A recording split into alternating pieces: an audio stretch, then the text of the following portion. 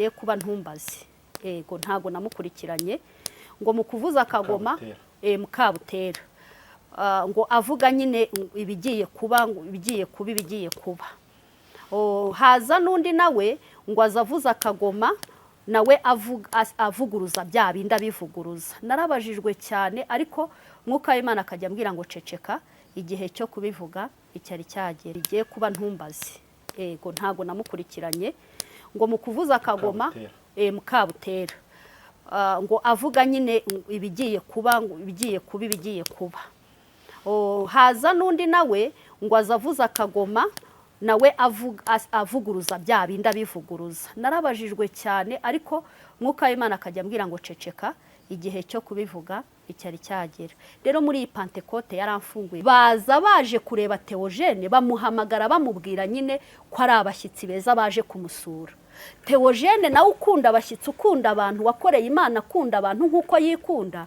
haravuga ati bashyitsi beza n'ubundi nahiriwe n'Imana ndaza kubakira ariko yagambaniwe muri uko kugambanirwa yumvishijwe rimuburira rimubuza ariko iryo jwi riramunanira kubera urukundo rwamuhora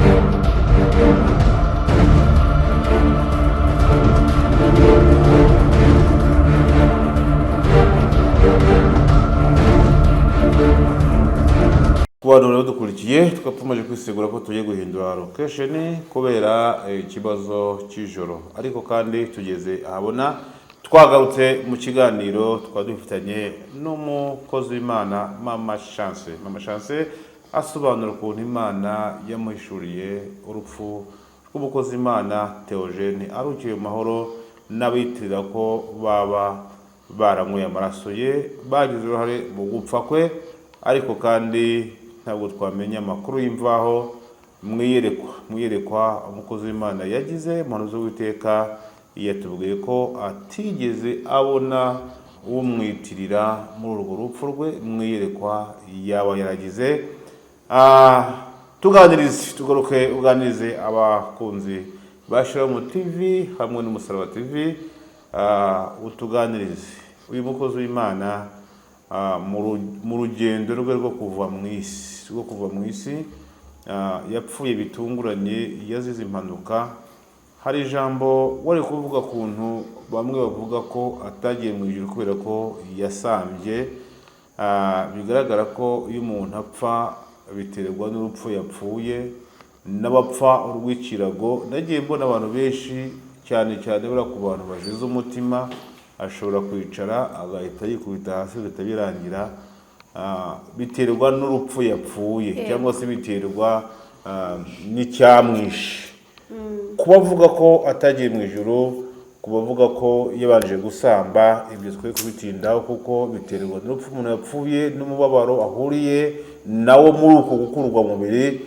ahubwo akabazo k'amatsiko utuganize wahamije ko yagiye mu ijuru reka tubyemere ariko se Mama Chance nk'umuntu uvugana n'Imana nk'umukozi w'Imana yariye ku mafaranga ataragenewe kuriraho ari nacyo yazize kuko hari ibyo yasabwe gukora ntiyabikora bituma abadayimoni cyangwa se satani nimba ari ntago nabimenya aricyo cyatumye akurwa mu mubiri biravugwa uwitirira kuba muri urwo rupfu rwe biravugwa ko ngo batestinze Theogene basanga aroroshye kumutwara yatangaga urugero rw'undi bananiwe gutwara umukozi w'Imana Rutayisire avuga ko we yabananiye ariko Theogene kumugeraho biramworohera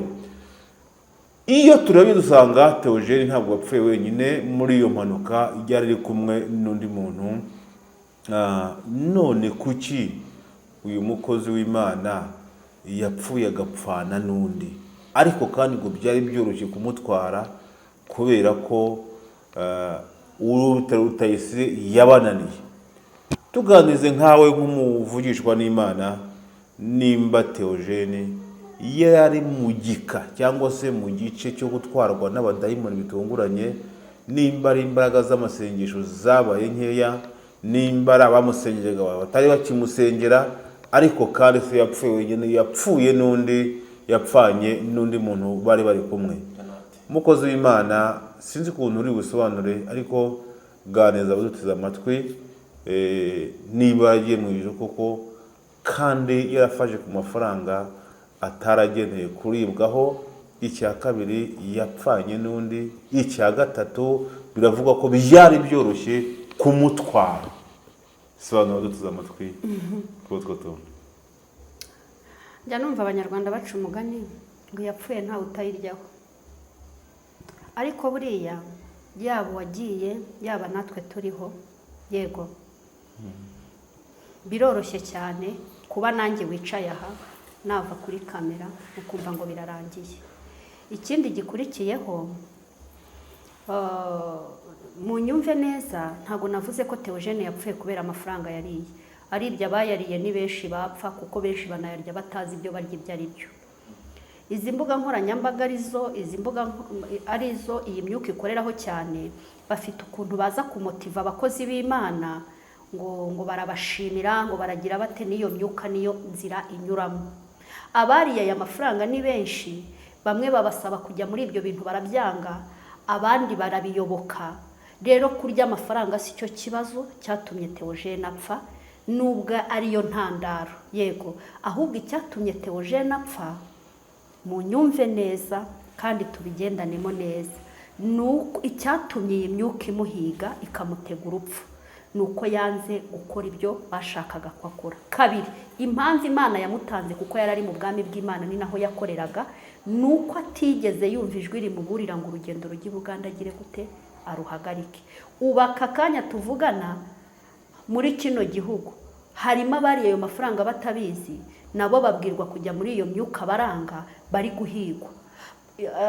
Akaba ari bwerekeze i Remera bakamutegeraho ngo bamwice kuko yanze kubayoboka, yarariye ibyabo. Imana ikamuburira ati wenda aca i Nyamirambo, akumvira ijwi mubuza agaca i Nyamirambo, ubwo Remera akabageze gute ararokotse. Hari uwo bararika ahantu runaka bamutegeyeho ngo bamwice, uwo murariko ntanawujyemo, yego, urumva ko ari kurwana n'ibyo yariye atagombaga kurya. Ikindi dukurikiraho, tureke n'abo bakozi b'Imana bagiye bahigwa bagahabwa ayo maturo, bagahabwa ayo mashimwe. No mu buzima busanzwe ushobora kujya muri serivisi runaka ukahakirira ubuzima runaka, ariko utazi ikihishe inyuma y'ubwo buzima. Ikiri muri wowe wakurikiye nicyo kizakwemerera ibyo bintu kubigumamo cyangwa kubivamo. Ndaguha urugero rwa hafi turenze kuri Theogene. Hari umukobwa w'umukristo wacu yahawe akazi mu kigo cy'ubutinganyi gikorera hano i Gitarama. Agezeyo ahabwa akazi k'amafaranga menshi, ariko ntiyaraza akazi ahawe. Amaze guhembwa amezi 3, bosi aramubwira ngo ndashaka kukuyegereza nkagira ibanga nkumenera. Amubwira yuko icyo kigo ari ikigo gihereza imbaraga abatinganyi. Amubwira yuko yego hari ibyo bagiye gukorana, agakora bizi neza yuko ikigakoramo ari icy'ubutinganyi.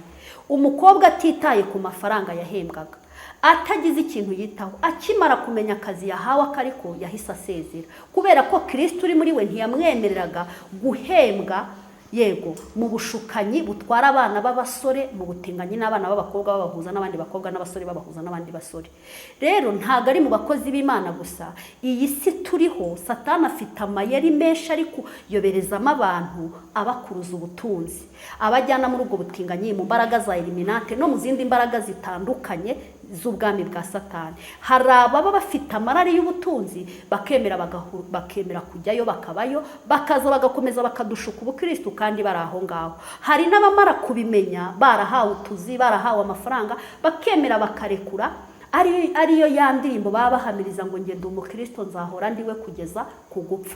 Umuntu akemera agapfa, ariko akanga kurekura Yesu.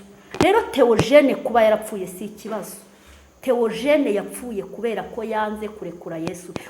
Yesu rero uko intumwa za kera zemeraga zikababazwa zigapfa, yego, ariko zigakomera kuri Yesu. N'amagingo n'ubu turi ku iherezo ry'iyi si, Yesu ari hafi kugaruka kandi araje. Harimo abagomba kuzapfa bazize kwanga kwihakana nde? Yesu. Theogene ntago yazize amafaranga yariye, ntago ari cyo cyamwishe, ahubwo yazize gukomera kuri Yesu we. Kuko abaye yarazize amafaranga, abayazira muri kino gihugu no mu bihugu byo hanze kuri iyi si ni benshi. Abahawe utuzi bakatureka, yego, abahabwa amafaranga, abahabwa abagore, ngewe ndamuzi bamushingiye umugore, yego, byakozwe kuri trike y'imyuka mibi, bajya bajya kuryama umugore akahita ahinduka inzoka akimara kumenya ko yashingiwe mu myuka mibi, atitaye ku itorero riba umutenge kandi yabigize ibanga. Umugore yaramuretse. Ibyo ni ibintu yanyibwira, arambwira ngo nge nta kindi cyansenyeye urugo, umugore wanjye akorana n'imyuka mibi kandi namuherewe mu itorero, yego. Ubu ngubu urugo rwarasenyutse, ari mu ibanga ry'uko yasenye urugo, ariko ibanga ryatumye ariko uwo mugore wihindura inzoka nijoro akamuta ku buriri, yego. Yanze kureka Yesu we, yego, aremera arekura umugore bavanze iki? Amaraso. Ajya kwikorera deliverance, yego, abigira ibanga kubera gukurikira Yesu. Hari abanzi ngo z'abadayimoni kubera gukurikira Yesu, hari abanzi utuzi kubera gukurikira Yesu. Theogene kuba yaragiye kubwo kwanga kurekura umwami Yesu si igitangaza, ahubwo yego, n'iyi Mana itamuha ubugingo ni ukuri kwiyera. Iyi Mana, yego, yari kuba ngira ngo itanabaho, reka mbivuge gutyo. Rero Theogene ntiyagiye kubera amafaranga yariye, ari byo hagenda benshi, ahubwo imbarutso yo guhigwa ni ukubera ayo mafaranga. Aya mafaranga rero abayarya ni benshi bakabivamo, ahubwo Theogene yaza kumvira Imana ndabisubiramo, ntakore runo rugendo no kuri ntiyari gupfa. Ariko imbaraga za karande zo kwa se nabivuze zishe sagakenyuka, zatumye nyine yumva ko yatonye ku Mana nta nicyo yanaba, kandi yagiye nawe urupfa rwiyumvamo. Theogene nawe yabyiyumvagamo ariko akumva ntibyamubaho, asenga agenda, wenda hari umugore we yaba abiziho sibyo cyangwa atanabizi. Theogene yumvaga urupfu. Ndakeka ko niba yarabanaga n'abahanuzi ibintu biriho biravugwa, urupfu yararwumvaga, ariko imbaraga zimukura aho hantu ntiyazibona, yego, ntiyazibona ko hari n'ibintu bikatuganza tukabura uburyo tubyikuramo. Ariko ikintu cyatumaga atahikura ni uburyo yari yarabaye nk'uwatonye ku Mana, kandi gutona ku Mana, kuba wahiriwe ku Mana, kuba inkora y'umutima ku Mana ntibikuraho ku rupfu rwakwataka rukagutwara kubera kutumviye Imana. Ibyo nta nicyo binavuze. Icy'ingenzi ni uko agira iherezo ryiza, agatabaruka akaruhukira mu bera, tukazabana nawe muri bya birori byo kuri wa munsi. Ikindi mwavuze ngo hari uwo yapfanye nawe, ibyo nta birenze. N'umugore n'umugabo, umugabo arahigwa, yaba ari guhigwa abadayimoni bakamutega, yaba ari kumwe na sheri we bagapfana, yego, bakagenda kandi uwahigwaga ari umugabo. Urupfu rero iyo ruje, abantu bashobora kuba bari mu modoka berekeza za Gitarama, abadayimoni bahigamo abantu babiri, abari muri iyo modoka bose bagapfa kubw'abantu bangahe? Kubw'abantu babiri, yego. Rero kuba uriya yarapfanye nawe ntago nabitindaho, dore ko nta nihishurirwa rye mfite, ahubwo kuba yarapfanye nawe ni ibintu byoroshye kuko barakundanaga. Abakundana barajyana, akenshi hari n'urukundo, yego, biroroshye kuba umuntu wapfa kubwe. None se we ko hari abo yapfiraga, yego, mu buzima busanzwe rega ikibazo si ugupfa ngo umuntu apfe bamushyingure, hari n'abantu bapfa bahagaze, yego. Rero uwapfuye akagenda burya bararuhutse, na Mwuka arenzaho akavuga ati iruhukire, yego, ikibi ni ugupfa uhagaze. Rero kuba uwacu yaragiye, icyangombwa ni uko aruhukiye mu mahoro, kandi ni ukuri Yesu nagaruka abakunzi be bazaharanira nabo gusoza neza. Rwose muhumure, tuzamubona. Ikibazo ni uko batazigera bamubona, iherezo ryabo rya bamwe bamukundaga rikarangirira muri Gehinomu, ariko abazasoza urugendo rwabo neza bakarangiza neza. Ni muhumure, Theogene araruhutse. Theogene wanyu muzamubona ari mu buruhukiro bw'abera, ntago ari mu ijuru. Nabisubiramo, ijuru tuzarigiramo rimwe.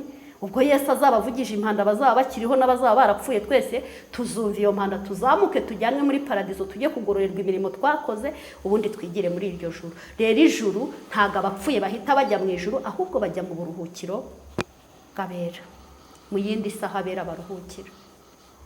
Urakoze cyane, Imana igumugisha.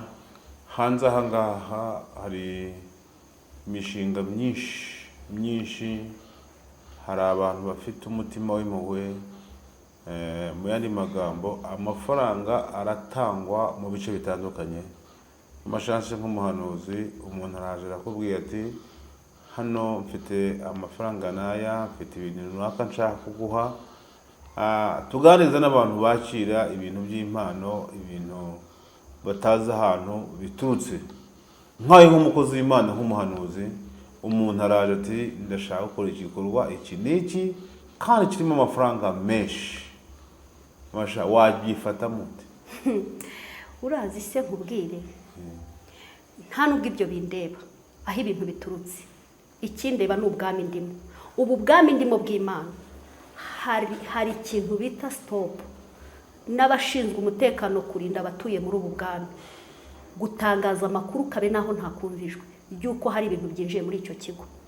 Urugero, aha hantu turi gukorera, ndakeka niba hafite umutekano usanzwe nta muntu wakwinjira hariya kuri gate batabanje gukurikirana ibituma yinjiye. Rero umwuka w'Imana hatabayeho kumvijwe, umuntu uri mu bwami, uri muri kino kigo cy'ubwami bw'Imana, hari ubundi budahangarwa bafite. Wenda se nakazi uhawe, nta isi y'umwuka ntiwabashije kuyimenya ibyako kazi, kubera ko utuye muri ubu bwami. Wanditse mu gitabo cy'abari muri ubu bwami, uko bizagenda kose gikurikirana y'Imana izakumenyesha amakuru. Ahubwo nyuma yo kumenya amakuru, nabahaye urugero rw'uriya mukobwa waretse akazi ahembwa amafaranga menshi. Yego, numara kumenya amakuru uzemera gukingurira ibizira bije muri ubwo bwami. Ubwami buri ku muntu ku giti cye. Yego, cyangwa uzahagarara kuri gate uvuge ati stop, hari ibyangombwa bituma mwinjira. Muturutse he? Ati duturutse mu bwami bwa Satani, njye simbyemerewe. Akazu kareke, uwo mugore umureke cyangwa uwo mugabo, ayo mafaranga yaje uyareke. Ibi nkubwira ni ibintu byambayeho. Nagiye kuyoboka Imana ntwite, habura igihe gito ngo mbyare. Izo mbaraga zabonaga ko ndi umugore utwite uri hafi kubyara, kuko bahishurirwa kuturusha. Mu gihe nari nkimara kubyara, buri abantu babyaye barakonsoma. Yego, njye Imana nakurikiye nyiringira mu buryo butangaje. Yego, tuyiringira dufite tukanayiringira tudafite. Umuntu yarampamagaye, ibi ndabivuga nk'umuhamya. Yego, arambwira ati mukozi w'Imana, nje kubasura, kubahemba mwarabyaye, ibintu mwatambukije byaramfashije. Biragoye ko uyu muntu wahita uvuga ati toka Satani. Yego, wagombaga kumwakira kuko aje mu mucyo w'Imana. Yaraje azana envelope y'amafaranga. Nicyo kintu yabanje kurambika muri salo, nawe ibonaga ko ari amafaranga. Ikintu nahise mbwira Imana, narayibwiye ngo Mana, ushimwe ko nanjye umpembye. Sinari impembwe se? Yahise ambwira ngo azanye ngo igihembo cy'umugore wagize gute, wabyaye. Ni kugukorera ni byiza Mana. Ndangije aho nabaga nari mfite icyumba cy'amasengesho. Hari ubwo nahishuriwe ko ndi umuhanuzi, ko ntahishuriwe ari mu nzira za, ko ntahishuriwe yicara muri sari wanjye, ko ntahishuriwe arambika envelope aho ngaho. Ubuzima bwo mu isi bwanyerekaga ko nkeneye amafaranga, kandi kuba yarayanzaniye si ikibazo. Ariko ubwami nari ntuyemo bwahise bunyobora ko mubwira nti rero ngwino tujye gushimira Imana mu cyumba cy'amasengesho. Nkigera muri cya cyumba, ni ukuri ibintu nabonye, wenda bibaye ngombwa ko mbivuga kuri kamera. Nagiye kubona mbona envelope duteruye muri saro, kandi ubwo ntangiye kuvuga ngo Mwami Yesu ushimwe, ibi ni wowe ubikoze. Nkivuga ngo ibi ni wowe ubikoze, mbona envelope iriteruye no mu cyumba cy'amasengesho, ngo mbona ihindutse umuriro. Ikimara guhinduka umuriro, wa muntu atangira kuvuga ko akunda abadayimoni bavugira mu bantu. Ngiye kuvuga ngo mu izina rya Yesu, nibwo numvishijwe. Reba nawe umwanya byari bimaze, mbona kumvishwe. Ijwi rirambwira ngo tega amatwi ubanze wumve imikorere y'imbaraga z'umwijima. Ndatoki nkumvijwe imbwira ngo cece kutega amatwi. Gusenga ubwo nahise mbiparika.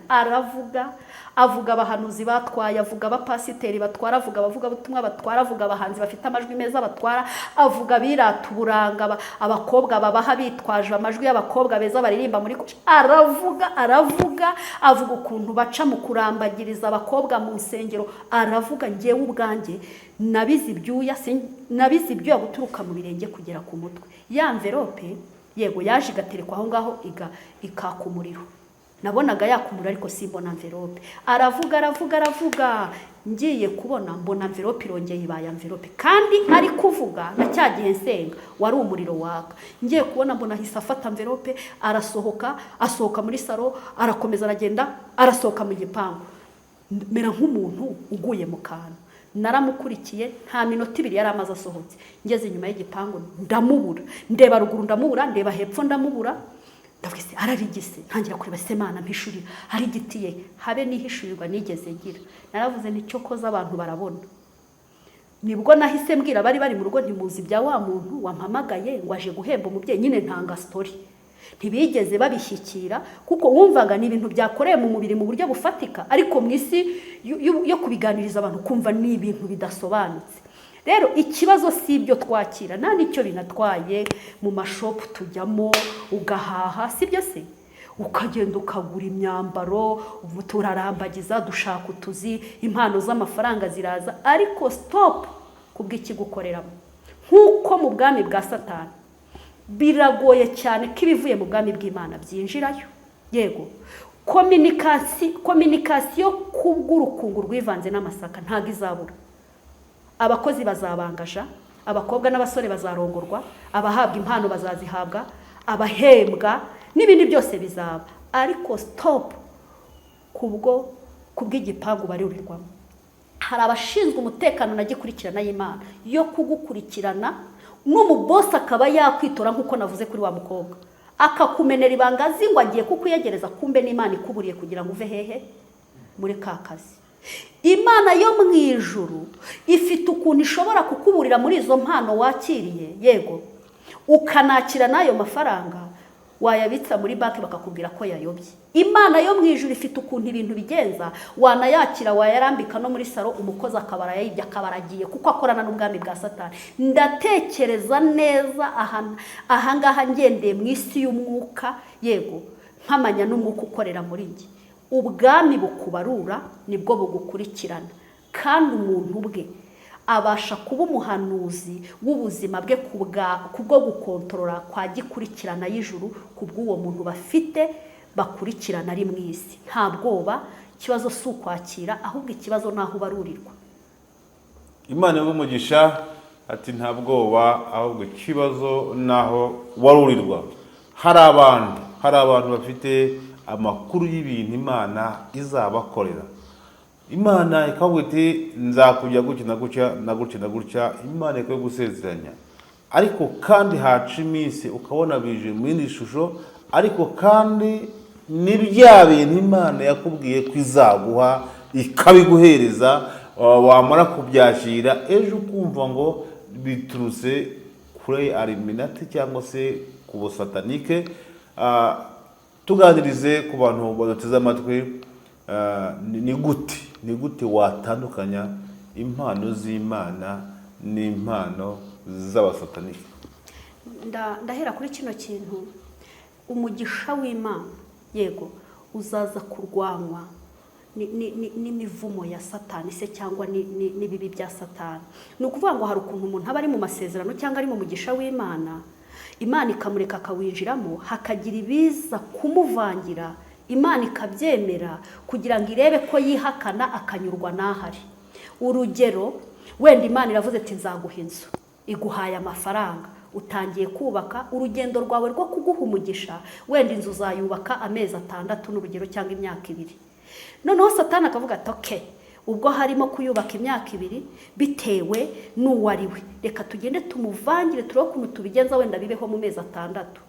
Satani akabaje kwivanga, ariko bitewe n'ibihamya byawe ukaba wabyanga cyangwa ugakomezanya nawe, ibyari umugisha w'Imana, yego, bikivanga n'izindi mbaraga, bikitwa kuri mu mugisha, kandi ibintu byarivanze. Bitwe twakubona tukavuga ngo yinga Imana iri gutabara, kandi hari ibintu byivanze. Ikindi gikurikiyeho, hari n'abandi bantu Imana ivugana nawe kavuga ngo nzakugirira gutya, yego, niba rivuze ati nzagushyingira, mbere y'uko uyu mugenaza hakabanza hagaca ibimeze nk'ibishuko by'urwo rushako. Irari riri muri wowe hari igihe rifata ibyo utagafashe bikitwa ko ari Imana yaguhaye kandi atariyo, ariko hamwe no kwihangana kunesha irari ry'ibyo turarikese cyangwa gutegereza ibyo Imana yavuganye natwe, ibintu by'Imana bigira uburyo bizamo, bikagira uburyo byakirwa, yego, kandi uwabyakiriye bikomezwa n'ubwo bwami nyine arimo. Ariko shuti y'Imana uri kunkurikirana, yego, kuba Satani afite ubutunzi nawe afite ibyo atanga, izo mpano arazifite, yego, ubwo butunzi arabufite, ariko hari ikintu kimwe ngira ngo mbwire isi nanjye nahishuriwe. Dukunda kuvuga ngo Satani arafite, ariko mu byo atwereka ko afite, ariko ibafite n'umunyago w'ibyo yatunyaze muri bwa bujura bw'icyamuzanye ku isi, kuko yaje kwica no kwiba no kurimbura. Rero ibyo adushukisha afite ni ibyo yatwibye, kuko iyi si iremwe ntabwo yaremwe na shitani, yaremwe n'Imana. Iyuzuza ibiyikwiriye byose, irema umuntu ngo azayitegeke. Satani rero aje aza ashaka kugira ngo bya bintu abyambure wa muntu, narangiza bimutwazemo igitugu. Iba dushukisha ngo araduha, yego ntago ari ibye, ni umujura yaratwibye, ahubwo ni ibyacu yadutwaye abijyana mu bwami bwe. Amaze kubijyana mu bwami bwe arabishinganisha, kuko yaribye nyine. Umujura yakwibye ntumufate, sibyo?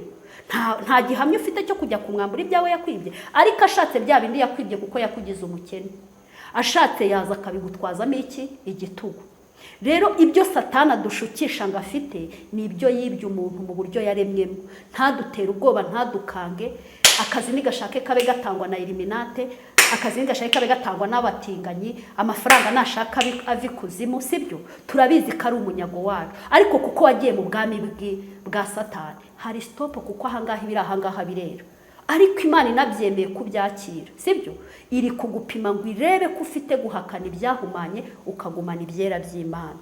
Rero itabashije kuguhishurira, yego, ikemera ko ibyo bintu bibamo, ntugire ihishurirwa ry'amarenga yagikurikirana y'Imana, ndumva ngewe nta kibazo, kuko ubundi ubuzima bw'umukristo mu isi ni ugusenga. Hari n'ibyo turya bihumanye tukabyejesha amaraso ya Yesu bikera, kuko ni ibyacu, bituye mu isi byose ni ibyacu. None se ko Imana yabwiye Kuro ati nzaguha umugisha uri ahantu mu mwijima, uwo mwijima se n'uwe? Ni ibyo biri kwa Satani. Kuro azategeka agafata uwo munyaga akawukurayo, yego, yamara kuwukurayo uwo munyaga ukaza ugahabwa abana b'Imana. Ndaguha urugero. Ndazi neza ko umuntu uyoboye YouTube, urumva, uhagarariye YouTube muri la communication, anyumvishira yamenya ko ariko kuri uru rubuga ruyobowe n'imbaraga satanike, yego, ariko turaza tukaruvugiraho Imana kubw'ubutware bw'Imana, kuko isi Yesu yarayinesheje, yego. Tukaza tugakorera muri uyu mwijima wubatse ku kinyoma, tukaza tugakorera muri uyu mwijima tugahamya Yesu, abakizwa bagakizwa, abagwayo bakagwayo. Kandi n'izi mbuga nkoranya, uru rubuga, yego, nubwo rufashwe na ziriya mbaraga, hari abazaruboneraho ubugingo, hari abaruherewemo agakiza, hari abantu Imana iri gutabarirayo. Nta bwoba, ntacyo bitwaye. Uwacu yagiye kubera ikintu kimwe, yego, yahizwe kubera ko yanze kuba uwabo, yego, kandi yanga kumvira Imana kubera ko yumva ko yayitonyeho. Kandi Imana nta santima igira, waba uri umutoni, waba uri uwahiriwe, waba uri inkoramutima, kondisiyo n'imwe: uzarya ibyiza byo mu gihugu, nuzumvira Imana wenyine. Kandi kutayumvira ntibikuyeho ko waba umuragwa, kuko hari abantu batumvira Imana atari uko bashatse kuba ibigani, ahubwo bigize abatoni ku Mana. Kandi koko hari n'abantu batoni. Ubwo butoni bwabo ku Mana wanamubure, wamubwira ati dore urapfuye, have jya kwa muganga wivuza iyo ndwara. Reka Imana ntiyabyemera, yego. Kandi Imana hari uburyo itsindira urupfu kwa muganga, akaba arapfuye tukamushyingura, yego, akabazize kutumvira Imana. Nyamara iyo ajya kwa muganga akagabanya gutona, kuko Imana nta santima igira mu kutuburira, yari kubaho. Rero iki si ikibazo kuba uwacu yaragiye muri buno buryo, nta nibitangaje, yego. Nawe wagenda, nanjye nagenda, n'abandi bagenda. Aka kanya bavuga ati Rutayisire byaranze, ejo bikaba biremeye, bakaba baramuhitanye cyangwa agakomeza akarindwa, yego. Ibyo nta biteye ubwoba, dore hari n'undi ugiye kwaza, n'undi aratashye. Ubu se wenda birashoboka ko Imana yamugirira ibanga bakamuhitanira aho mu muhanda, ntinavuge nk'uko Theogene ibye byose byagiye ahagaragara, yego. Kandi bijya ahagaragara ntabwo ari ibiza gusenya ubwami bw'Imana. Theogene ariho kubaka ubwami bw'Imana, no mu kwiba umurambo we, yego, nabyo birimo ivugabutumwa. Haleluya. Kuko urebye ukuntu abadayimoni barwaniraga uriya mubiri we, ukareba ukuntu abamarayika nabo barwanaga no gutwara ubugingo bwe, nabwo ubwabyo abadayimoni babonye ko no ku iherezo rye harimo ivugabutumwa, yego. Hari n'abarimo bamureba kuriya mwarebaga ibiri kuba, uwo mwanya bakibibona bagakizwa.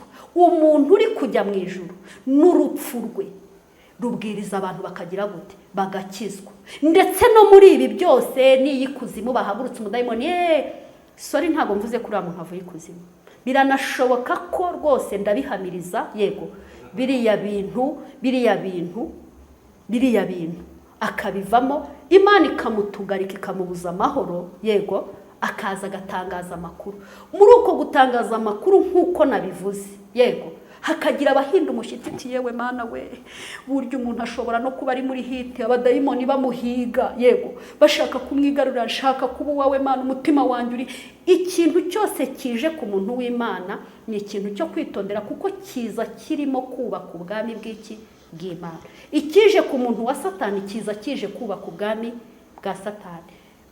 Intego y'ibi rero, kuba Theogene Barura rye riri mu bwami bw'Imana, iherezo rye rikaba ari mu buruhukiro bw'abera. Ikije cyose nibashake baze bavuge ngo byagenze gute, byose, yego, hari impamvu Imana yabyemeye kugira ngo misiyo yayo igerweho mu gushaka kw'Imana. Kandi ntabwo ubushake bw'Imana bunyura mu byiza no mu bibi, ubushake bw'Imana buragaragara, yego, kugira ngo ubwami bw'Imana bwubakike. Urakoze cyane, Imana igumugisha. Ariko kandi hari akajambo wavuze tugana ku musozo, wavuze neza ko hari umugabo washakanye n'umugore kandi uwo mugore akajya yihindura inzoka, kumbe yashatse umudayimoni. Tumaze iminsi twakiriye umuhanuzi avuga ko kizira kikazirizwa gutandukana n'uwo mwashakanye ubukoze icyaha. Umuntu wakiriye ubwo butumwa uko ari bubiri, harya buriya nk'uwo mugabo washatse umugore wihindura inzoka baramutse batandukanye, umuhanuzi yavuze ngo uko byagenda kose aba ari uwawe, ugomba kumwihanganira. Nk'uwo muntu atetswe kwihanganira uwo mugore cyangwa ni ngombwa ngo batandukane? Ntangira navuze ku birere bitatu. Mvuga ikirere cya mbere, imigambi y'abana b'abantu n'ibyifuzwa n'abana b'abantu. Kabiri, mvuga ikirere cya kabiri, imigambi ya shitani n'ibyifuzwa na shitani. Gatatu, mvuga ikirere cya gatatu, ari cyo kirere gikorera mu bwami bw'Imana, imigambi y'Imana, ubushake bw'Imana, ibintu ijuru rishaka. Ni ukuvuga ngo mu bigaragara n'aya maso turagushyingiye, sibyo, uragiye urashatse. Amabwiriza ya Gikristo atubwira ko, yego, mu masezerano wagiranye n'uwo mwashakanye uzamwihanganira kugeza ku gupfa, yego. Ariko hari isi y'umwuka itagaragara, y'ibyo uzabona abagusezeranyije batabona, yego, abahanuzi batabona, wowe uzafatira umwanzuro ku bwawe n'uwo mubana muri bangahe? Muri babiri. Rero iyo duhanura, yego, umuntu wese ahanura uko ategetswe. Uwo muntu wahanuye avuga ngo niba ushatse umuntu usabwa kumwihanganira, ashobora kuba atandukanye na mama Chance mu isi y'ubuhanuzi, aje gukomeza ba bandi bari mu ngo bananiwe kwihanganira abagabo bataha mu gicuku, bananiwe kwihanganira ba bagabo ngo nuko bagiye gusambana, yego. Kandi ahari wa mugabo wagiye gusambana kubera irara afite n'amatsiko afite, Imana yemeye kumurekura ngo agende asambane kugira ngo iguheshe agaciro, yego, ka gaciro yaguteshaga. Nagenda akajya kwa Nyiramwiza bakaryamana akamukubita urushyiti, wowe uri feke, sibyo? Wowe turaryamana ukampa 5 kandi umugore niyo atabimuhaye aramwubaha. Najya kwa runaka, yego, bitewe n'abagabo yabonanye nabo, yagira uko abigenza kumva ntanyuzwe, ati nta mugabo ukuri muri mbwa, kandi umugore we yatashye aramubwira ati mugabo mwiza karibu. Imana Nyiramwiza irimo iramwubakira mu buraya bw'umugabo, we yarangiza ati Mana sinabivamo, ntago nabishobora. Kandi ijambo rivuga ko hahirwa bihanganira ibibagerageza nibamara kwemerwa bazahabwa ikamba ry'iki? Ry'ubugingo. Dusabwa kwihanganira mu kigeragezo Imana yagucishijemo kugira ngo igukuremo umuntu ukwiriye ukomera akazakomeza abandi. Ariko ntitwemerewe kwihanganira ubwami bwa Satani bwaje kutwinjirira ngo ibyo bintu tubyakire. Gute mama Chance itorero ryanshingira, umuryango ukanshingira, isi y'umwuka umuntu nkajya kubona nkabona arabyutse agiye nk'inzoka, bwajya gucya nkasanga abaye umuntu. Batwigishije kwihangana. Numvisha umuhanuzi wavuze kwihangana, reka nihangane ngeze kugupfa. Uri umupfubuza ubwenge n'ububura Imana izaguta, ahubwo hungukanka bitabaye ibyo, yego. Igihe uzaba nawe wakujyana ikuzimu, pasiteri ntazaza kugukurayo. Icyo azakora azakubwiriza, azakuyobora mu nzira zikubwiriza, akwigishe gutura mu bwami. Ariko ibizakwinjira mu bwami bwawe ni wowe ubwawe uzirwanaho ku giti cyawe, nk'uko ijuru ujyamo ntawe uzarijyanamo n'undi mugabo n'umugore umwe azagenda ukwe. umwana azagenda ukwe. Rero abatwigisha bakingura amarembo ngo twinjire mu bwami, ariko ibiza kudutera mu bwami kubera ko geti yabuzeho umurinzi, utigeze uba umurinzi w'ibyawe, ni wowe uzababazwa. Rero uyu muhanuzi uhanura gusenya urugo kirazira, yego ni ukuri, yumvirwe kandi koko biragayitse. Uzi kubona warasezeranye uvuga ngo nzamwihanganira mu byiza no mu bibi, ukamwihanganira kwita sheri, yatangira kukubwira ko nta mugore ukurimo, ati reka sinabivamo iwacu burya nta kibazo cyari gihari, ukabura wivuyemo. Oya, ariko nanone nkivugira ngo nabo byagenze gutyo, reka two kubatera amabuye, kuko uyu muhanuzi wahanuye hari abazumva hari n'abatazumva, yego, kandi nta n'ibirenze, yego, nta n'ibitangaje. Kuba urugo rwasenyutse nta bitangaje, kuko ibintu Imana itubatse, yego, nta n'uruhare bigiramo rwo kubyubaka. Ibyubatswe na Satani, ubwami bw'Imana bwabisenya, yego, kandi n'ibyubatswe n'Imana habayeho kurangara Satani nawe yaza akagira gute, agasenya. Ariko yewe Yeremiya wahamagawe, icyo usabwa ni ugusenya ukubaka, ukarandura ugatera, ibikombe by'ibidandabirana ukabyubika ugahagarika, yego, ubwami bw'Imana bukwiriye ku murongo mu mutima wawe. Ntabwo rero nge wambwira ngo umuntu araje arambwiye ngo umugabo yihindura inzoka, ngo kubera ko nabwirije ngo abantu nimwihanganiriza ngo mukomere, ngo mubwire ngo ihangane. Oya, tubwizanye ukuri. Wowe wabikubwira wabyemera? Wabyemera koko? Reka. Ariko niba umugabo aje akagukubita urushyi ufite uko kwihangana, ihangane bongere baguhe n'urundi, wenda igihe kizakurengere ntawamenya. Urakoze cyane.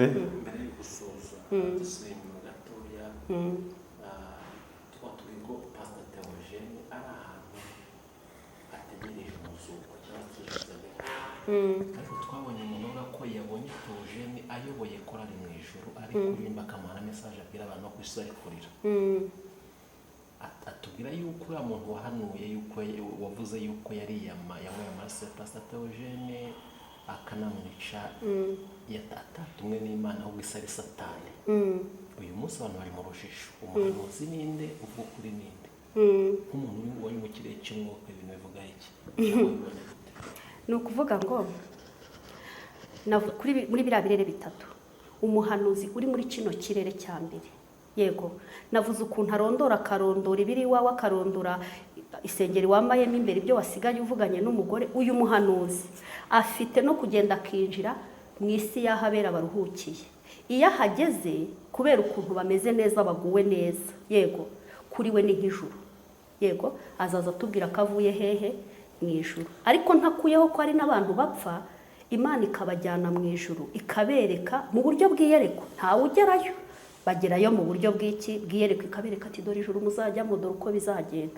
Ariko na hariya bera baruhukiye, iyo uhageze, yego, ubona ari ijuru. Turenge hariya bera baruhukiye, umuntu wabayeho mu buzima bumeze nka rya juru Imana igitubwira, yego, wakunze agashaka wa mugore akamuva mu rubavu, nka kwa kundi byagenze kwa Adamu. Uru rugo iyo urwinjiyemo urugendo rw'ubuzima bwabo, nabwo ubwarwo ni ijuru. Ibyo abantu bita ijuru rero, n'iyi si dutuyemo hari ubuzima umuntu abamo ukabona ni nk'ijuru, yego, ukabona ijuru yarihawe akiri mu isi. Uriya muntu rero wavuze ngo yaragiye mu ijuru, ngo avugana na Theogene, ngo abona Nikora arayoboye. Reka nkubwize ukuri, hariya ahantu abera baruhukiye, nta nubwo ngiyeyo rimwe, si kabiri, si gatatu. Hari abo Imana ikwereka, akenshi usanga baririmba, bakunda gukora umurimo wo kugira gute, wo kuririmba. Ariko hari n'abariyo baza, iki kintu nikivuga cyari kuzaza mu bundi buryo. Hari n'abataririmba, cyane cyane nk'abantu batarangije misiyo yabo ku isi, yego, bafite abantu babahamagara hano ku isi. Numvishe ngo Asiya ngo yagiye ngo kwirimbi, ngo baravuga ngo yaterekereye. Akenshi umuntu wapfuye uhora umuvuga. Hariya ahantu baruhukiye biba bimeze nko kubabuza amahoro. Iyo akenshi yakoreraga mu isi y'umwuka, yego, ya si yakoreragamo, hari igihe abari mu isi y'umwuka bamubona yaje. Mu buzima busanzwe twebwe mu kirokore bavuga ngo ni abazimu, yego, ni abazimu koko, kuko ntago ari bazima, bari mu bapfuye. Ibintu ndi kuvuga ni ibintu niboneye, yego. Hariya ku rusengero iwacu usengera, hari umumama wapfuye apfa yanga kujya kwivuza ngo Imana izamukiza yari ayoboye abagore iwacu. Ibi mvuga ni ibintu byabayeho, yego, ntabwo ari ibintu byabereye mu isi y'umwuka, n'abahamya babyo barahari. Uwo mumama apfuye baje gutora undi mumama uyobora abagore.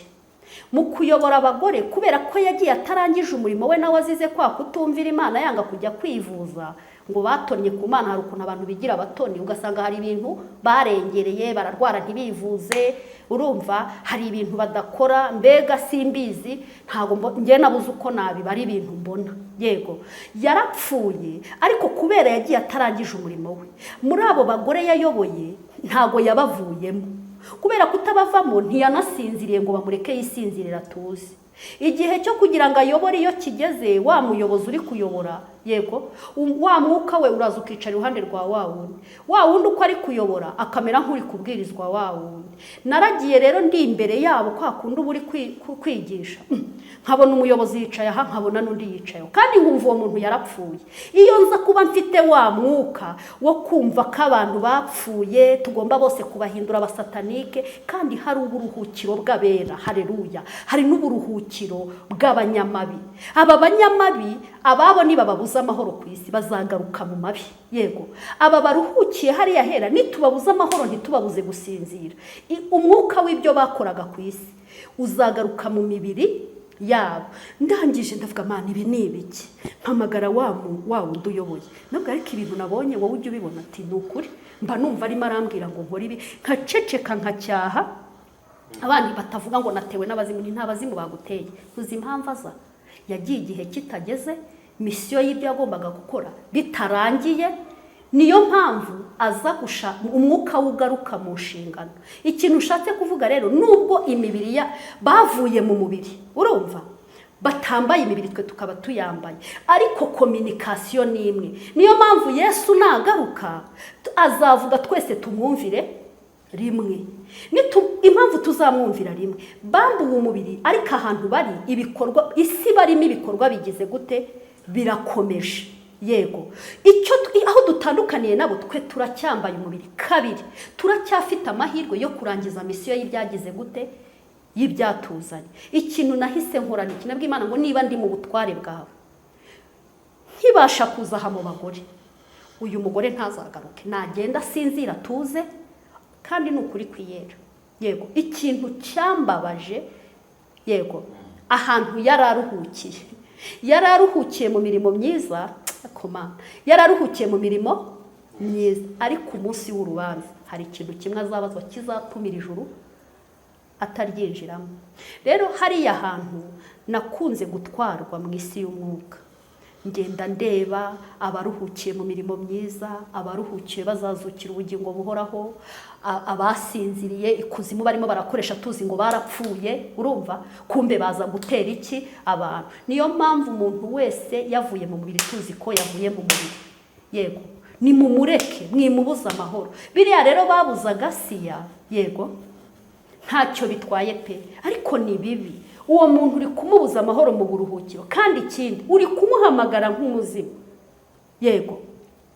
Hari ibindi byakozwe, urabona ko akundi baba bari gushyingura umuntu akagenda, hari ibintu bagiye bakora nabyo bisa nka kuriya kujya kwirimba. Ngende kubibona naracyashye, kubera iki? Bari bameze nk'abari kumukura ahantu agize gute, aruhukiye.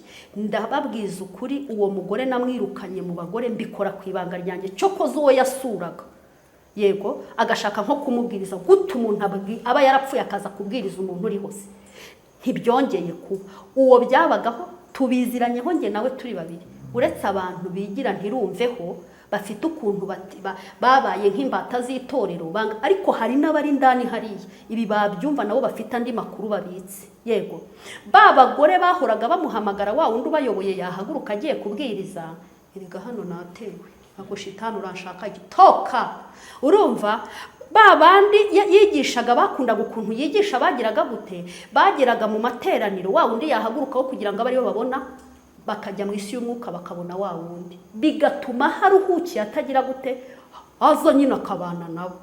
Ariko habayeho ubutware bwo mu isi y'umwuka bwo kumwirukana no kumwirukana mu bitekerezo byabo, yego. Gute ushobora kuba uri mu masengesho kubera ko uzi ko Nepo yari umubwirizabutumwa urugero niba Theogene yego hari ukuntu yabwirizaga asetsa abantu hari undi muvugabutumwa uje aho kugira ngo wumve uwo muvugabutumwa yego ugatangira ugakurura Theogene mu bitekerezo yadusetsaga gutya Theogene urimo uramuhamagara kandi Theogene arasinziriye ahubwo kurikirana ukiri muri misiyo y'iki y'Imana ibyo abapfuye tubivemo yego rero inshuti z'Imana hari ukuntu tuvuga ibintu we Imana baraduhaye ibintu byinshi baratweretse byinshi ririya juru yavugaga ngo yagiyeyo ngo baravugana na Theogene aramubwira ngo sinzi ibyo yamubwiye niko kuri urumva niko kuri nta nubwo ari we yaganirije hari abakurikiranye ipfa rye bamwe arabaganiriza bagenda mu iyerekwa bajyayo niba wumva mama chance nkunda kugenda hari n'abandi bagenda suriya wenyine uriya nuko ari we wabivuze kuri kamera hari abandi yagiye agenderera yego bamwe barabihisha ati batazavuga ko natewe urumva ariko rwose nta nubwo ari na Theogene wenyine n'abandi barabivuga ati nimugende mutuze ntabwo twapfuye tugize gute turasize kandi tugiye no mu ijambo ry'Imana yego tugiye hehe mu ijambo ry'Imana si hano ku isi bibera na Yohana ageze hariya hasi yarababwiye ati muzi n'ibindi ngiye narimbabaye ko bagiye kunca iki igihanga sibyo ariko nimutuze nimuhumure musize ku isi ari mu kazi yego ari hehe ari mu kazi birema biri kuzuka aragenda abaha amakuru uko rero yagiye agatangaza amakuru twe tuzi abari bariho kiragiye bari bazi ngo Yohana aciwe igihanga arapfuye ariko isi yaragiye gutangaza amakuru uko yabereye Yesu nyine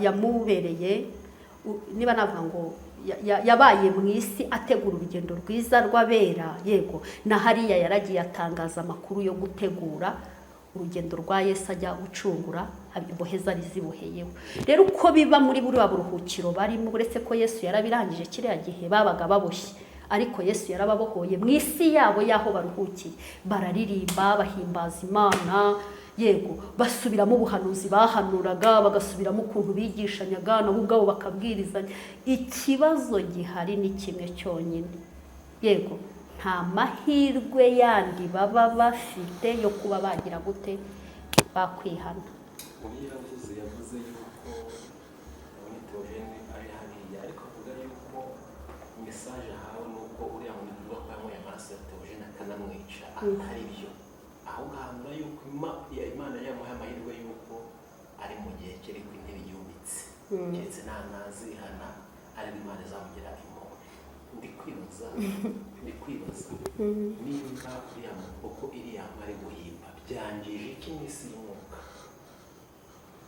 byangije iki mu bantu ese ngiye kukubwira akantu ubwo abankurikiranye ndetse nawe buri wese akuremo ikintu cye yego igihe kimwe nari ndi ahantu ku mudugudu yego umuntu witwaga kakomeye yari afite ukuntu andwanya kubera ko yari azi ko ibyubahiro ahagazemo nabigizemo uruhare yego ngewe ngera kuri uwo mudugudu nasanze badaterana mu mibyizi Imana inyihera misiyo mu buryo bw'imbaraga z'amasengesho gutangiza icyumba cy'amasengesho cyo mu mibyizi nkoresheje ibiti byo mu ishyamba mpamagara abantu mpamagara abayobozi mpamagara ririri ibyo byose icyumba cy'amasengesho kibaho kiraguka ibintu birakomera mu isi y'umwuka yaraje abariyobora kuko niwe wagombaga kuyobora nge nari umugenzi by'urute wigendera yego ariko kuko yabonaga ko ibyo ayoboye hari fondasiyo yabyo yego atangira kunsenya avuga ko nkorana n'imbaraga z'umwijima bitewe n'ibimenyetso nakoreshaga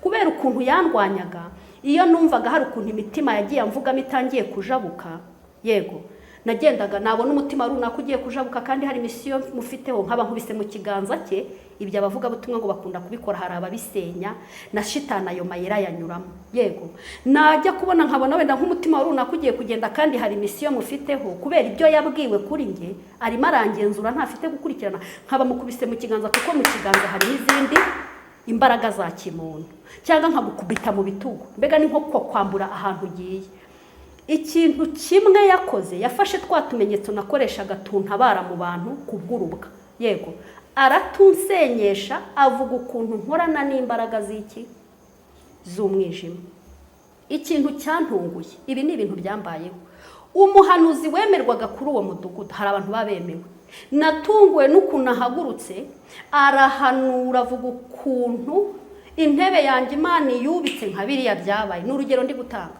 uriya muntu nashaka bari hita ashaka, nashaka bavuye hehe, icyo si cyo cyanzanye cyo kwamamaza yego cyangwa cyo gusobanura abantu. Naje gutanga amakuru nahawe ku wakorewe urugendo, warangije iki urugendo rwe. Avuga ukuntu Imana yo mu ijuru iciye, yego urumva ukuntu Satani akora. Kandi narindi muri gahunda y'uko ibyo bintu bari kunkorera batazongera kunshiriyera. Yesu yavuze ngo nitugera mu mudugudu ntibatwakire tuzakunkumura umukungugu tukigendera.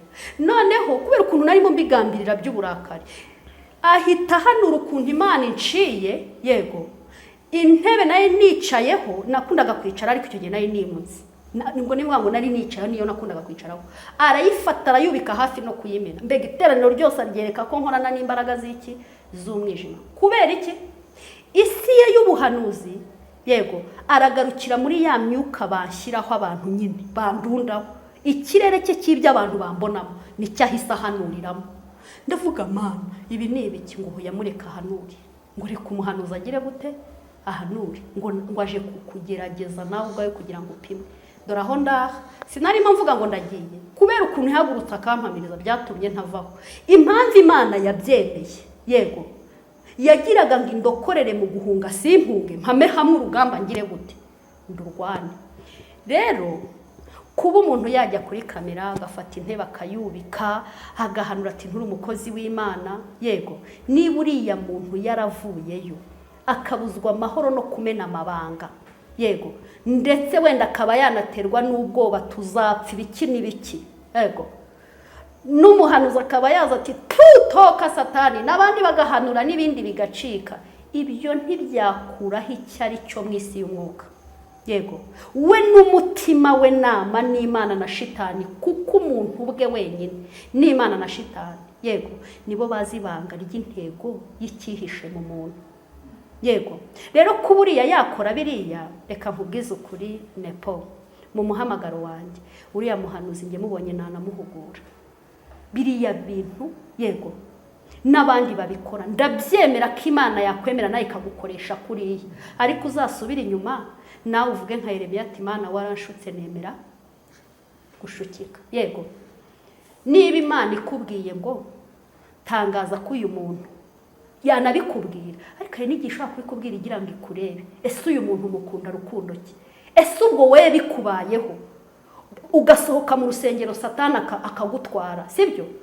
Yego bikaba ngombwa kuza kuri kamera mu bisazi, mu koherezwa n'Imana. Hari abantu Imana ikoresha nk'abasazi, yego. Uwo muntu uri gukora gutyo be Satani ab'Imana bari gushaka hiti, uramufataho ijambo umugaraguza gati wowe uze ejo bizagenda bite? yavuze ko niyihana za Imana izayukura. Yihana se? Yihana hehe? Agasaba imbabazi kuko yababeshye. Yababeshye gute? Okay, niba biriya yavuze, sibyo? Yavuze ngo yuko yababeshye ngo niyihana. Nanjye navuze ngo, sibyo? Aka kanya sinajya imbere ya kamera ngo mvuge ngo uyu muntu avuye ikuzimu aracyariyo. Sinajya n'imbere ya kamera ngo mvuge ngo nihita ashaka. Sinanatinyuka ngo mvuge ngo hoya ngo yoherejwe n'Imana. We waje gutangaza aya makuru, urumva? Niwe ufite kugaragaza umwami akorera. Icyo twebwe dukeneye mu kumubona imbere ya kamera se cyangwa imbere y'abantu, nuko tumukuramo ibyiza cyangwa tukamukuramo iki ibibi bitwungura. Abafite kumwumva bakagira aho bahagarara bazamwumve, abafite kutamwumva barorere. Ariko rwose bakozi b'Imana isumba byose, niba umuntu, yego yoherejwe n'izo mbaraga wenda byemeye aje gushaka iyo hiti, nawe uragiye kuri kamera itu uratukanye, uravumye, uramutereganye, ese ubwo uri kumukura kwa shitani cyangwa uri kurushaho kumwoherezayo? Wafura we y'umukozi w'Imana, wenda wubitse iyo ntebe uravuga ati hoya nutavayo ibi n'ibi birashoboka yuko ufite ibyo wenda wahishuriwe, Imana ikagukoresha gutyo muri ubwo buryo kugira ngo wenda abe yanahinda n'umushyitsi, abe yakwihana, yego. Ariko kotsa umuntu igitutu imbere y'abantu benshi, umwereka ko ari mu bibi wowe uri mu bitunganye, ntabwo ari cyo gishobora gutuma ahinduka, yego. ahubwo hariya naho hari undi mwuka wihishe inyuma. Yego, niba yari afite no kuvayo, yego, waza umeze nk'iterabwoba kuri we, urumva, no guhahamuka byatuma yihisha. Rero niba hari n'ibintu hishuriwe ku muntu bibi, gerageza ibyo biba bikorera mu ibanga. Nawe nujya kumuhugura, umuhugurire hehe? Mu ibanga. Kuko buriya Satani mu mikorere yagira ibanga. Yego, rero abo yadutwaye mu ibanga, nitujya no kubamwambura, tubamwambure mu ibanga. Ntabwo umuntu utishyize ku karubanda we wemerewe kumushyira ku karubanda, kereka Imana niba yakubwiye ngo genda umwandagaze umushyire ku karubanda. Ariko kuvuga ko uhishuriwe runaka kari ikuzimu, ngo uhisuze uvuga kari ikuzimu bibwiye isi, aho naho ntavuga butumwa ririmo vrema. Ntaryo ngewe nka Mama Chance, ntabwo ibyo bintu ku ruhare rwanjye mba mbona bikwiye. Mu bwami bw'Imana iyo dukura abantu hariya, ntabwo tubasenyera mu bandi, ahubwo tugira uburyo tubazanamo uko shitani yabatwaye mu ibanga, tukabagarura nabo mu ibanga. Dore ko yari yaje avuga ko yavuyeyo, sibyo? Niba tubeshya ibyo nibye, niba natubwiza ukuri ibyo nibye, ariko uwo mwuka yaziyemo. Yego, twishaka kumukorezamo isoni kuko adutangarije ko akorana n'imbaraga z'iki, nako yakoranye n'imbaraga z'umwijima. Akenshi iyo imbaraga z'umwijima zikugose, isi y'umwuka abantu bakakubona muri izo mbaraga zikugose, umuntu wese agufataho ijambo uko abishatse.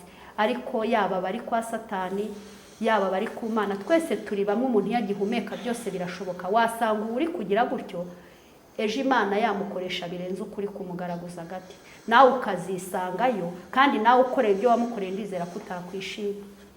Yego, urakoze cyane Mama Chance. Tugana ku musozo, ndashaka kugira ngo ugire abantu inama mu buryo bumwe cyangwa ubundi, ubagira inama y'ukuntu bagomba kwifata muri iki gihe, y'ukuntu bagomba kugenda muri isi, y'ukuntu bagomba kubaho mu buzima bunezeza Imana kuruta kunezeza abantu cyangwa se imbaraga z'imyuka mibi. Imana igufashe. Tugana ku musozo, gira abantu inama.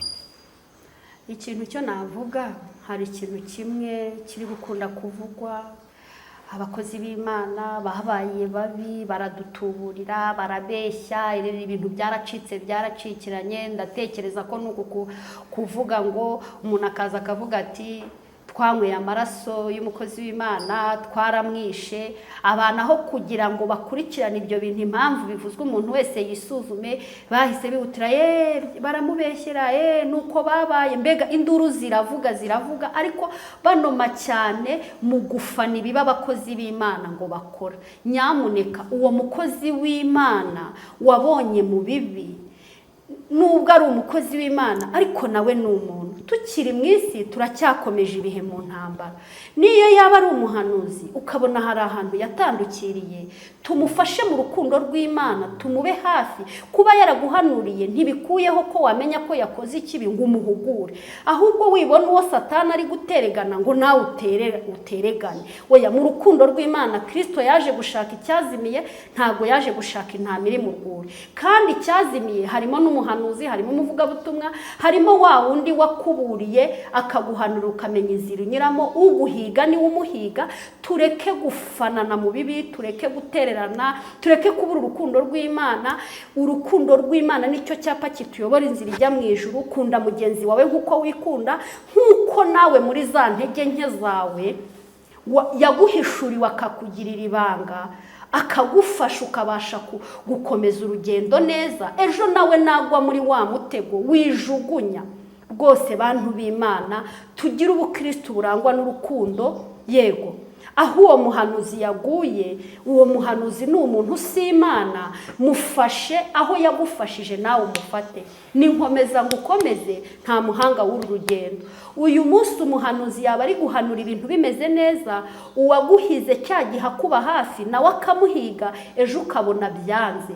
Uwaguhanuriye akakuba hafi, akakuyobora inzira y'uru rugendo, ukambuka ukagera hakurya, hahandi yasigaye arwana na bya bindi, washobora kuhaguka murebe kurebera hirengeye yahaguye, tureke kuvugiriza induru abadayimoni badutwara abacu tubafana, ahubwo tuborogera itorero ry'Imana. Nubona umuntu yaguye mu kibi ubabazwe n'umuntu duhombye, utakambira Imana. Abafite ubujyanama mubegere mubagire inama. Niba umuntu wumvishe ngo hari ikintu runaka yakoze, wenda duhere ngo kuwo twavuze ngo Bowazi, ibintu yakoze twimurebera mu kibi yakoze, ahubwo twibuke n'ibyiza yakoze, turwane tumubwira Bowazi wakoze amakosa ntuzongere, saba Imana imbabazi, turi kumwe nawe, nubwo bwose ibi byakubayeho uri uwacu, ntitwakwemera ko shitani agufata. Ariko umwanzi Satani yateye abantu iyo hagize ugwa mu kibi ngo wenda hari uburyo yakoreye Imana, twese tumutera amabuye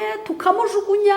Satani wamufatiye handi noneho tukamumujugunyirira rimwe, ugasanga dufatiwe muri bwa bwibone bwo kumva ko yakoze ibirengereye atabikora. N'umuntu nawe yakosa, ahubwo muri uko gukosa tugira urukundo. Uko wigirira impuhwe, uko wigirira ibanga, uko wumva nta waguseka, uko wumva nta wakunegura, n'uwo muhanuzi wakubaye hafi, n'uwo mupasiteri, gerageza nawe ukora icyo ugomba gukora. Barokore, tureke gufana, tureke gushyushya inkuru z'abaturanyi. Uyu musozi wera w'Imana uzabaho abantu babanye neza n'abaturanyi babo. Abaturanyi bawe n'uwo muhanuzi wakubaye hafi, n'uwo muririmbyi uri gusebya ngo bamuteye inda, ererere yasambanye se wowe uri kumuvuga mutaniye, wowe umuvuga mutaniye.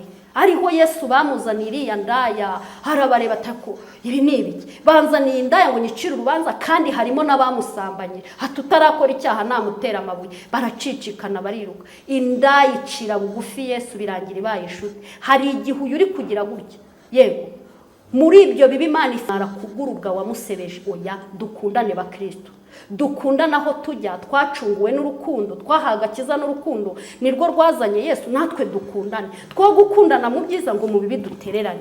Oya rwose nibicike, birangire, dukizwe, tugire indangagaciro za gikristo. Yego hagira n'ikibi kiba mugenzi wacu cyo kigaragarira amaso yacu dufana tumujugunyaho, ahubwo ibyo byagaragaye bigaragare tumukurayo, tumurwanira ishyaka. Yego turira ku bw'uwo nguwo, nukuri azagaruka ahubwo akora harenzaho yakoze. Nta birenze rero kuba umuhanuzi yagwa.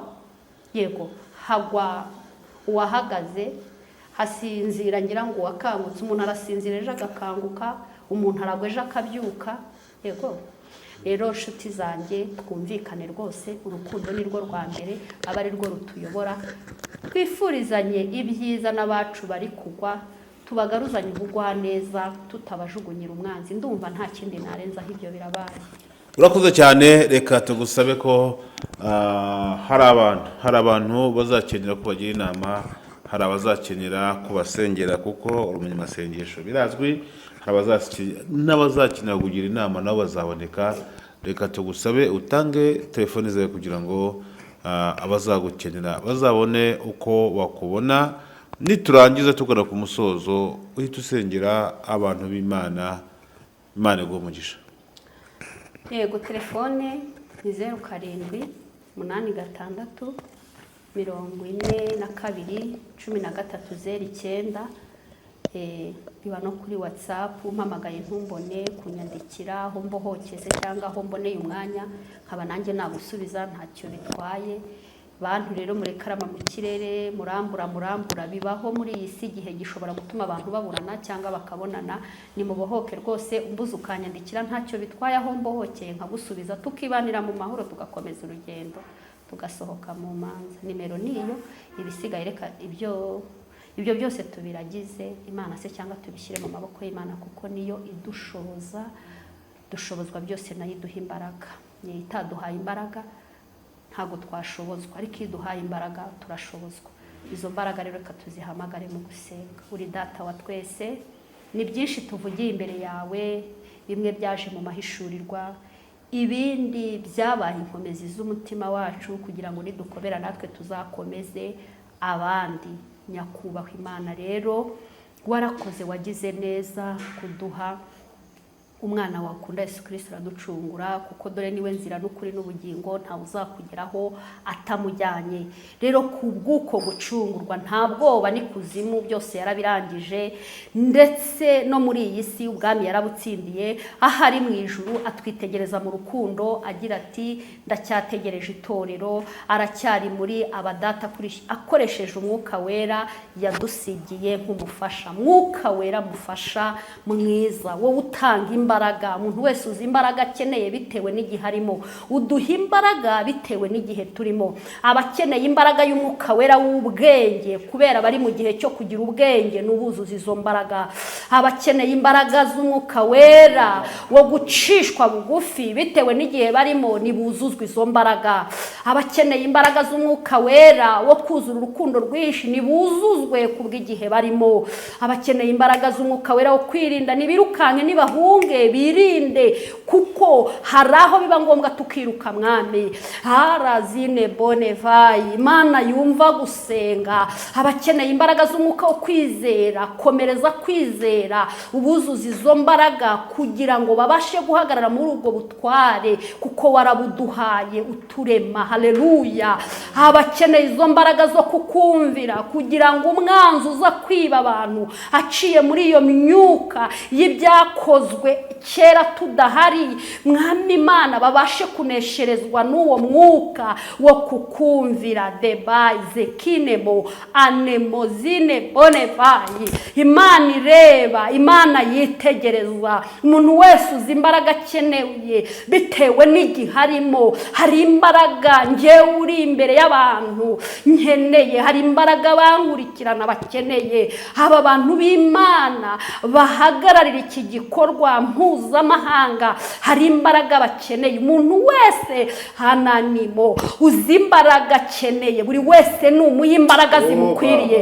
Igihe nicyo gituma tuba mu mbaraga utotayinemo anezirebo. Mwami Imana Nyiringabo ererebo hanine zine bonevaya. Imbaraga umugore akeneye ntago ari iz'umugabo akeneye, imbaraga umukobwa akeneye ntago ari iz'umusore akeneye, ariko byose hamwe biboneka mu mwuzuzo w'ubumana, mu kuturema. Imbaraga zawe zirakenewe, kuko iyo uduhaye imbaraga aho tutari bushobozwe turashobozwa. Kandi izi mbaraga zikwiye kubyara amavuta, ukadutegurira ameza mu maso y'abanzi.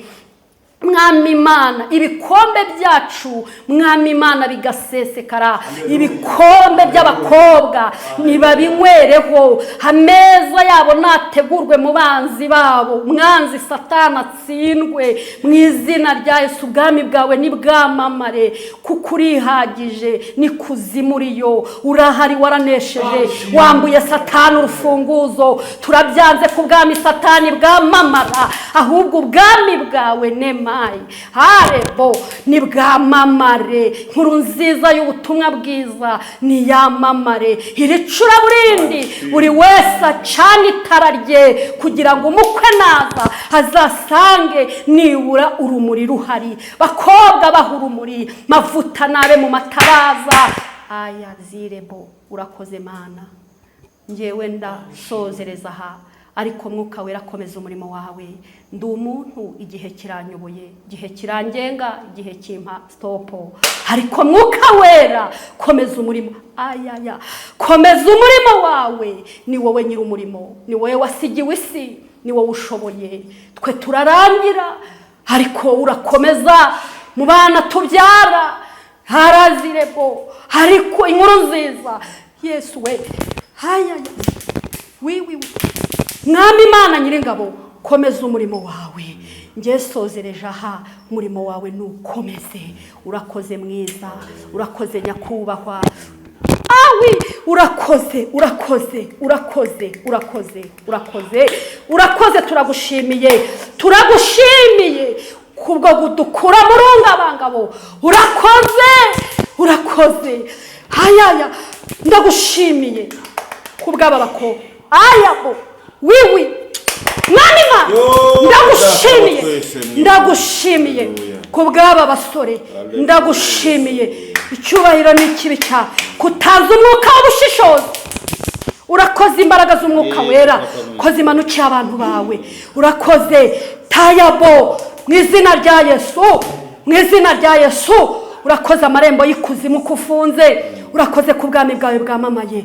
Icyubahiro ni ikibi cyawe none n'iteka ryose. Amen. Amen. Amen. Imana igumugisha nakagaruka.